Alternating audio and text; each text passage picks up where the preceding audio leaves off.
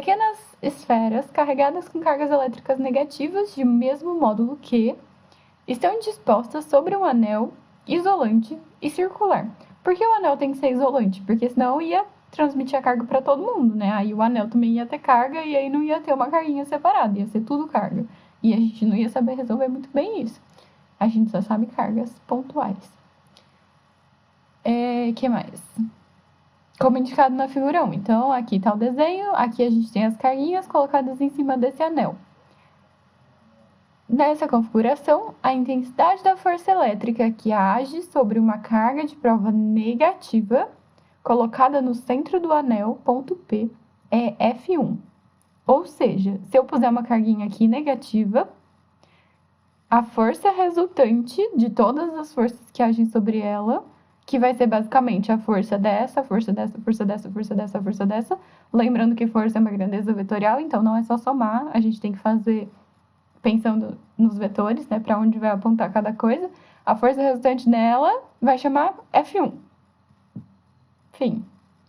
Aí, ele colocou mais carguinhas, então ele acrescentou sobre o anel outras 3 cargas de mesmo módulo, mas positivas, então mudou de sinal essas carguinhas novas, que são essas 3 que estão aqui embaixo.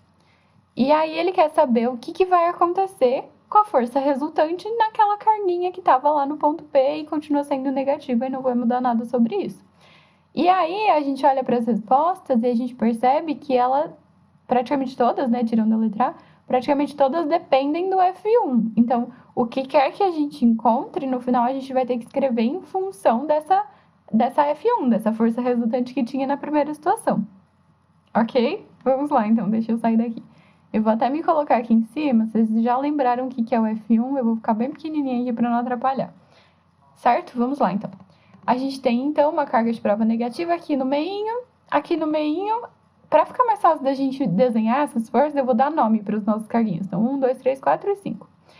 O que vai acontecer com cada uma delas em relação à do meio? Então, pensem comigo. A 1 e a do meio. A 1 é negativa, a do meio também. Então, elas vão se repelir. Então, vai acontecer uma força no sentido de afastar elas. Então, para onde é a força em cada carguinha? Na carguinha 1, a força é para a esquerda. Na carguinha do meio, a força é para a direita, porque eu estou olhando para essas 2 carguinhas aqui. Se eu estivesse falando da carga do meio com a 5, por exemplo, aí elas também vão se repelir, porque as 2 são negativas. Só que aí a força que age na 5 é que seria para lá, para a direita. E a força que age na do centro, na P, na do ponto P, é para a esquerda. Entenderam que depende da carga que está fazendo a força, o lugar para onde ela vai apontar? Se a gente vai falando da 3 com a do meio, a 3 e a do meio também se repelem, que também são as 2 negativas. Só que a do 3 iria para cima e a do meio iria para baixo. Então, já mudou até a direção do negócio. Aí, se a gente for olhar para 2 ou para 4, fica ainda mais elaborado. Porque, ó, a do meio e a 4, por exemplo, elas estão nessa diagonal. Então, se elas forem se repelir, a do centro vai para lá e a 4 vai para lá. Tem nem nome direito isso. Então, a gente vai ter que analisar todas essas direções e esses sentidos. Para ficar mais fácil, vamos aos poucos, vamos desenhando, vamos pensando devagarzinho, tá? Mas pelo menos vocês já tiveram uma ideia. No final, a gente vai ter que somar todas essas forças vetorialmente.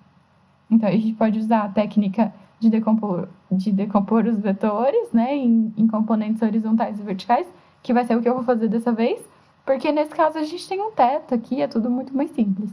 Mas poderia usar outra técnica, por exemplo, encaixar uma setinha na outra, lembra igual a gente fazia? Também funcionaria.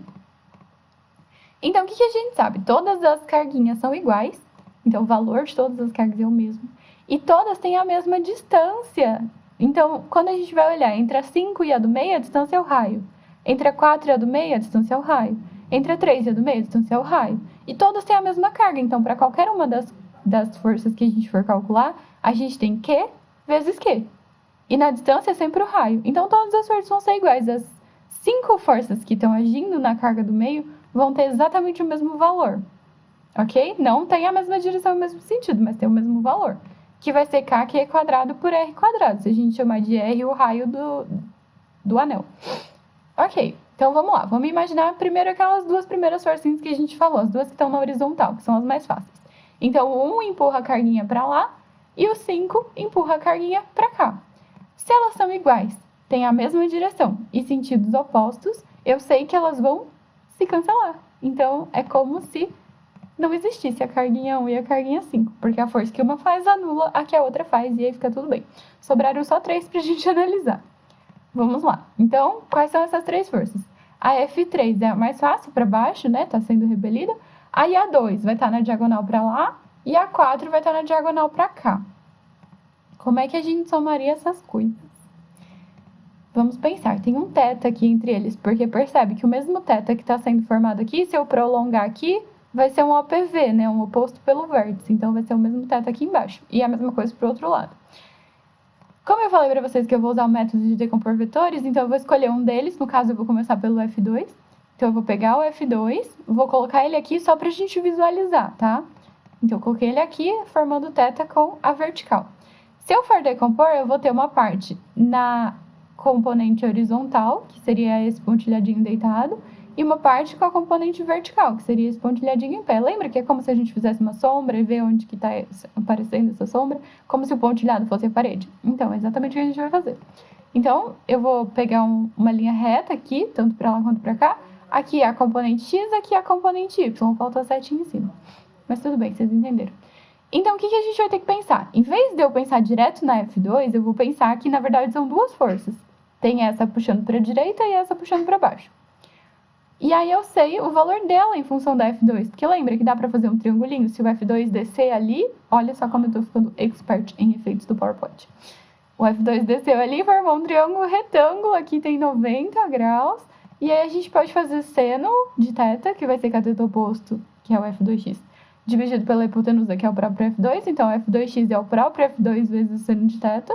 Só multiplicando em x aqui, né? E se a gente fizer cosseno, também dá para achar o valor do FY, do F2y. Porque o cosseno é cateto adjacente, que é o F2y, dividido pela hipotenusa, que é o próprio F2. Se a gente multiplicar em x, o F2y é o F2 vezes cosseno de θ. Ok. E por que isso é bom? Porque se a gente fizer a mesma coisa para o F4, que está apontando para lá, mas vamos fazer a mesma coisa. Então, desenhei aqui também, pus o F4, fez θ com ele. Vou fazer as componentes, o 4y também tá para baixo, né? E o outro tá para esquerda. E aí, se eu desço ele aqui, olha só, isso ficou mais fashion ainda. Para fazer o triângulo, a gente tem que o F4x vai ser F4 seno de θ, porque o x também vai ser o cateto oposto, e o y vai ser F4 cosseno de θ. Tá, por que eu fiz tudo isso? Porque, olha só que interessante, o F4 e o F2 são iguais.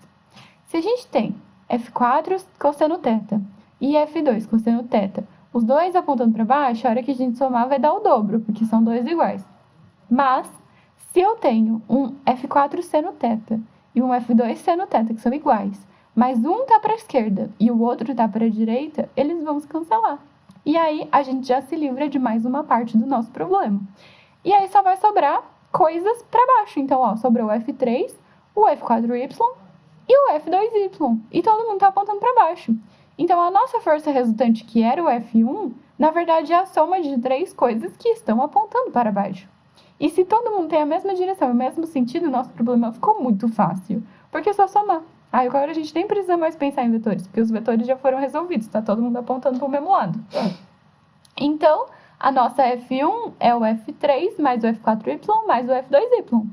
E para facilitar um pouco, em vez da gente usar F1, F2, F3, F4 e F5, que são coisas diferentes, em vez da gente usar essa expressão gigante horrorosa aqui, vamos chamar isso de F? Vou pôr um F aqui na frente.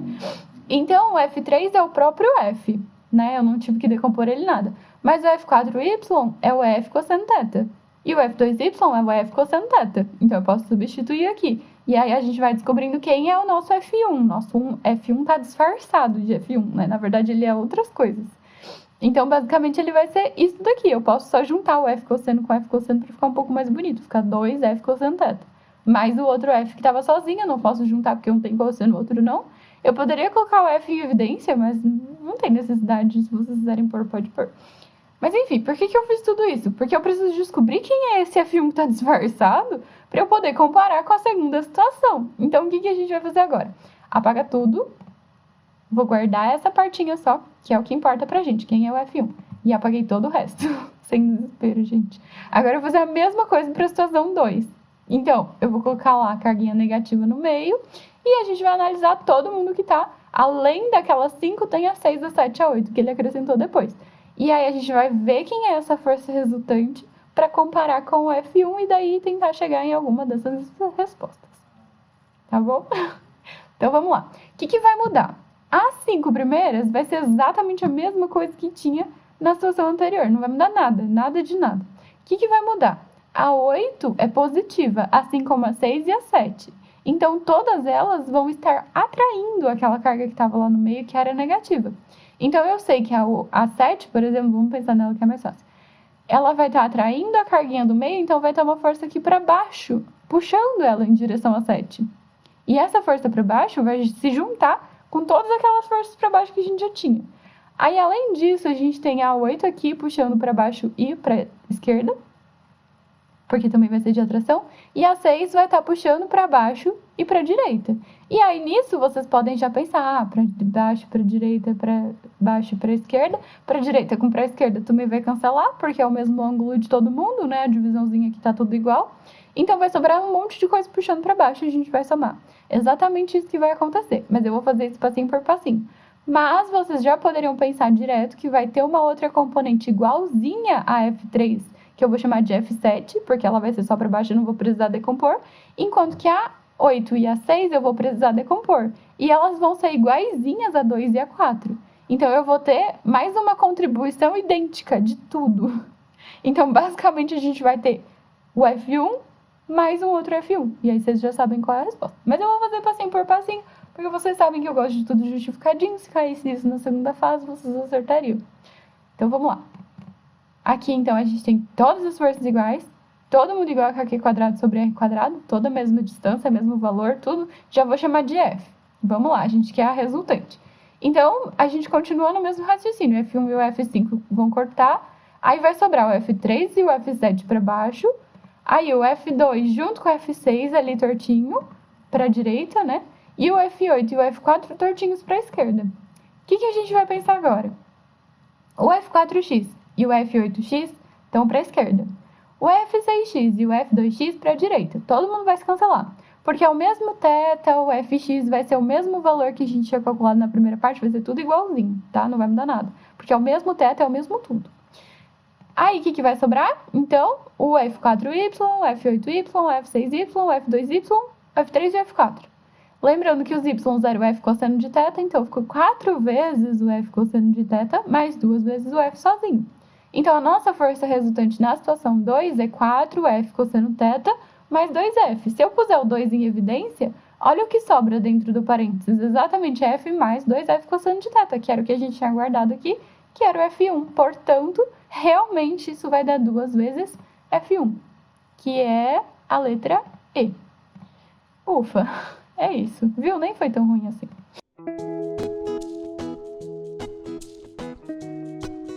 Sigo na minha busca por um cenário bonito aqui. Hoje coloquei minhas mandalas aqui de fundo. Aqui vocês podem ver uma tentativa de reprodução de um espectro eletromagnético visível aí.